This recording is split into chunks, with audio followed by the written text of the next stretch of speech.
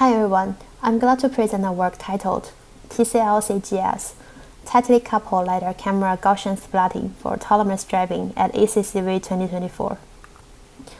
What is the motivation behind this research? At Bosch, we deal with varying hardware configurations across different types of vehicles, such as sedans, SUVs, and trucks. One key challenge we face is camera viewpoint variance between these vehicles. For instance, when we train a model using data from a sedan but deploy it on an SUV, the perception performance such as detection and segmentation significantly degrades due to the difference in camera viewpoints. This happens because the model has not seen the data from the SUV before. How do we solve this issue? An intuitive approach would be to collect data from all possible viewpoints across all vehicle types and hardware setups. However, this solution is expensive, time-consuming, and impractical.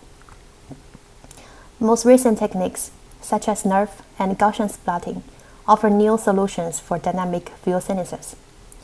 We propose a sensor fusion-based method to reconstruct a 3D scene and subsequently render images from arbitrary camera viewpoints for SUV and truck using previously recorded data from sedan.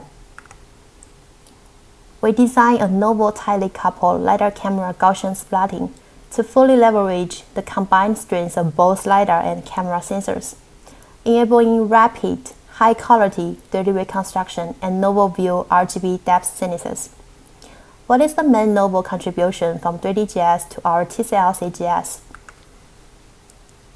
The classic 3D-GS-based methods deployed in urban scenarios directly initializes 3D Gaussians using 3D LiDAR points. Subsequently, the 3D-GS utilizes these 3D Gaussians for splatting to render RGB images. Although we find this approach intuitive, it not only underutilizes the full capabilities of LiDAR data, but also overlooks the potential advantages of deeply fusing strings of LiDAR with camera data. The key idea of our TCLC-GS is a hybrid 3D representation derived from LiDAR camera data to enrich the attributes of 3D Gaussians for splatting. The implicit representation refers to the hierarchical octave feature, which provides more contextual information. The appearance attributes of 3D Gaussians are enriched by the retrieved octave implicit features. The explicit representation refers to the colorized 3D mesh, which provides more completed 3D shape and color information. We aligned the initial 3D Gaussian positions with the colorized 3D mesh. Both the explicit and implicit representation are knurled in self-supervised way without alien human labeling. This is the network architecture of our TCLC-GS. It primarily has two components, a LiDAR point-based neural field at the top, and a camera image-based Gaussian splatting at the bottom. For the LiDAR field, we first merge all the LiDAR sweeps together, and then build a hierarchical octave implicit feature grid using a sample 30 points along the LiDAR rays. These octave implicit features are trained with SDF and RGB decoders, supervised by sparse LiDAR range measurements and surrounding images. Subsequently, we obtain optimized octave implicit representations and a colorized 3D mesh of the global scene. For the camera image-based Gaussian splatting, the geometry attributes of the Gaussians are aligned with the 3D mesh, while the appearance attributes of the Gaussians are enriched by the mesh vertex retrieved octave implicit features. The 3D Gaussians are optimized through RGB and depth splatting with dense depth and color supervision. The dense depth is rendered from the 3D mesh, utilizing the ray tracing method. The left side shows the performance comparison of image and depth synthesis from novel views on the Waymo dataset. Compared to the 3D-GS, our method outperforms it in terms of PSNR, SSIM, and LPEPS metrics for novel image synthesis. Our approach also significantly surpasses 3D-GS in depth synthesis metrics of LPEPS, RMSE, and RMSE log.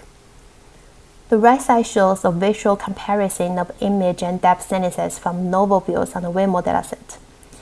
As seen, TCLC-GS renders more accurate and clear RGB images than 3D-GS, especially on thin objects like telegraph poles and in distant areas.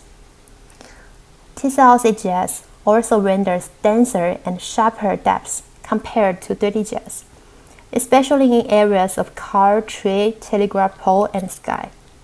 Please refer to the main paper for more visualization and performance comparisons. We provide novel data generation demos for both day and nighttime. The first row shows the images rendered by TCLC-GS. The second row shows the ground truth images.